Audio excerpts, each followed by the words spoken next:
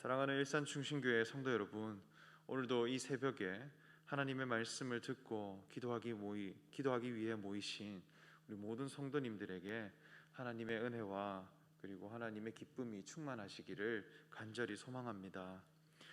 저는 이번 주 수요일에 저희 모교인 장로의 신학대학교에 가서 목사고시 시험을 치렀습니다. 신학교를 졸업하고 목회 현장에서 열심히 배우는 중에 오랜만에 학교를 가서 동기 전도사님들도 만나고 또 친하게 지냈던 기숙사 형들과 그동안 못 나누었던 수다도 떨며 허심탄회하게 속마음을 내어놓고 나누는 시간을 보내었습니다. 모든 시험이 끝나고 마지막 면접을 보는데 면접관 목사님께서 왜 목회자의 길을 가려고 하느냐, 그 확신은 언제 들게 되었느냐 이렇게 물으셨습니다. 그런데 그 대답을 20초 안에 간단하게 하라는 것입니다. 하나님 앞에 부름받은 나의 소명을 20초 안에 간추린다는 것은 정말로 쉽지 않은 일이었습니다. 그렇게 저는 간단한 계기 정도만 발표하였지만 집으로 돌아오면서 이 질문이 계속 생각이 났습니다. 돌아보니 하나님이 저의 인생을 부르시고 목회자로 이끌어 가시는 그 과정들을 쭉 생각해 보게 되었습니다. 학교를 다니면서 저는 하나님 앞에 빨리 응답을 받고 하나님의 일을 수행할 수 있는 사람이 되는 것이 너무나 중요하다고 생각했습니다. 그래서 책을 많이 읽기도 하고 설교 말씀을 열심히 받아 적기도 하고 목회 활동을 해가는 것 그 자체에 포커스를 두고 많은 역량을 키워가려 하였습니다. 그런데 돌아보면 하나님께서 제 자신을 준비시키는 과정은 평생임을 깨닫게 되었습니다. 내가 세상에 존재하기도 전에 하나님이 나를 계획하셨고 그리고 힘든 가정 환경 가운데서 살아가게 하시고 제가 살아오면서 겪었던 모든 시련과 좌절과 고난을 통해 저의 마음을 낮추시고 또 미션스쿨 고등학교에 진학하게 하셔서 복음을 만나게 하시고 그 가운데 말씀으로 제 마음을 찔리게도 하셨고 돌이키게 하는 모든 과정을 통해 하나님은 제가 복음을 전하기에 합당한 사람으로 준비해 오셨음을 깨닫게 되었습니다. 세상은 결과를 빨리 만들어내는 것이 곧 경쟁력입니다. 그래서 최연소라는 말이 중요합니다. 최연소 합격자, 최연소 달성자라고 하면 그 사람을 다르게 봅니다. 그러나 그리스도인은 내용을 얼마나 채웠느냐가 더욱 중요합니다. 하나님의 뜻에 합한 사람으로 세워지는 그 과정을 충실하게 보냈느냐, 하나님의 시간이 더욱 중요하다 여겨집니다. 하나님의 시간 안에 내 자신을 내어던진 사람은 사람으로서의 가능성이 끊어졌다 할지라도 하나님께서 쓰시고 그 사람을 통해 하나님의 뜻을 이루어 가십니다. 그러한 하나님의 섭리와 내용을 갖추어가는 목회자가 되기를 간절히 소망하게 되는 요즘입니다. 오늘 읽은 야고보서 말씀에는 예수 그리스도를 믿는 그리스도인들이 어떠한 삶의 태도로 살아가야 하며 어떠한 믿음 생활을 해가야 하는가에 대해 우리에게 교훈하고 있습니다. 19절 말씀을 보면 내 사랑하는 형제들아 너희가 알지니 사람마다 듣기는 속히 하고 말하기는 더디하며 성내기도 더디하라 말씀합니다. 듣는 것에 대해서는 급하게 해가되 말하는 것은 더디하고 성내는 것도 더디하라 말씀하십니다. 이것은 그저 나의 어떠한 성격을 바꾸라는 말씀이 아닙니다. 우리가 추구해야 할 신앙에 대해 말씀하고 있습니다. 신앙생활을 해가는 데 있어서 인풋이 있고 아웃풋이 있습니다. 이 둘 중에 무엇이 더 중요할까요? 세상을 살아가다 보면 아웃풋이 더 중요할 때가 많습니다. 결과 중심으로 사람을 판단하기 때문입니다. 그렇기에 어떻게 표현할 것인가, 어떻게 말할 것인가, 아웃풋이 더 중요합니다. 그런데 이렇게 아웃풋에 신경을 쓰다 보면 사람이 자신도 모르게 스스로를 부풀리고 과장되게 표현하는 모습을 보게 됩니다. 그러나 하나님 앞에서의 신앙은 얼마나 채울 것인가, 인풋이 더 중요합니다. 하나님의 말씀을 듣는 것은 인풋입니다. 그래서 믿음은 들음에서 나고 들음은 그리스도의 말씀으로 말미암은 것이다. 사도 바울은 말씀했습니다. 그리고 하나님께서는 이스라엘 민족들에게 이스라엘아 들으라 쉐마 이스라엘이라 말씀했습니다. 이스라엘 민족들은 듣는 민족입니다. 듣는다고 하는 것은 내 안으로 받아들이는 것입니다. 들은 말씀이 나의 삶이 되어지려면 속에 수많은 묵상과 되새김질과 고민해가는 과정을 거쳐야 합니다. 집에서 육아를 해보면 아이에게 젖을 먹입니다. 둘째 딸 휘민이도 젖을 먹을 때가 되면 얼마나 급하게 먹는지 모릅니다. 그러나 정작 먹이는 사람은 귀찮을 때가 있기에 젖을 다 물리고 나면 바로 아이를 누이려고 할 때가 있습니다. 먹었으니 끝났다고 여기기 때문입니다. 그러나 그렇게 하면 아이가 먹은 것을 다 토해내 버립니다. 충분히 등을 두드려 들어간 음식이 속으로 내려가게끔 기다려야 합니다. 그리고 트림을 하고도 충분히 안아서 소화시키는 시간을 보낸 후에 눕혀야 합니다.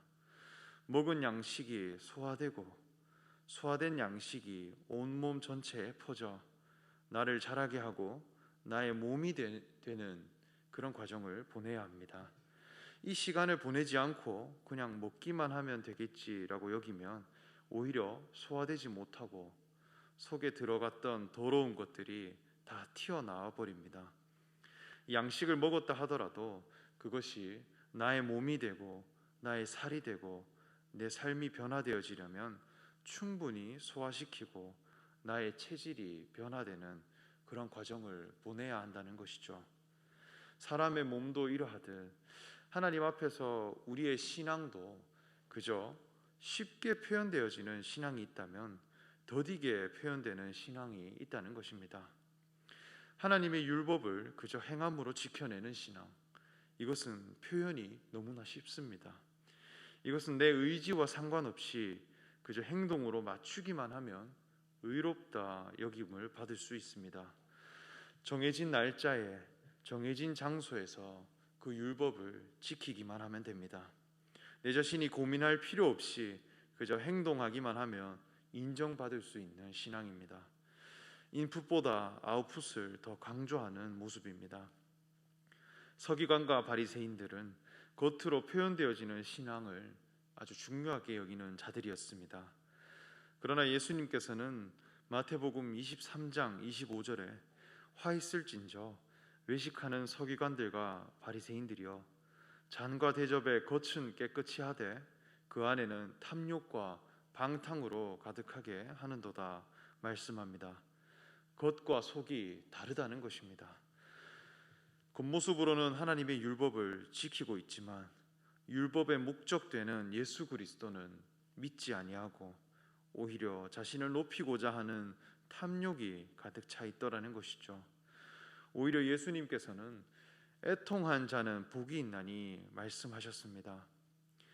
내 속에 하나님의 말씀이 들어오게 되면 애통해야 하는 과정을 거치게 된다는 것이죠.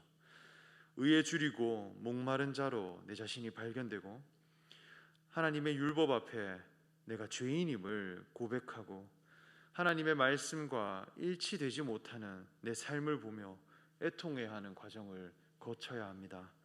나의 자아와 하나님이 나를 지으신 목적 되신 그리스도가 충돌해야 합니다. 내 삶의 주인이 바뀌어지는 과정을 보내야 하는 것이죠. 그렇기에 예수님께서는 내가 세상에 화평을 주러 온 줄로 생각하지 말라. 화평이 아니요 검을 주러 왔노라 말씀하셨습니다.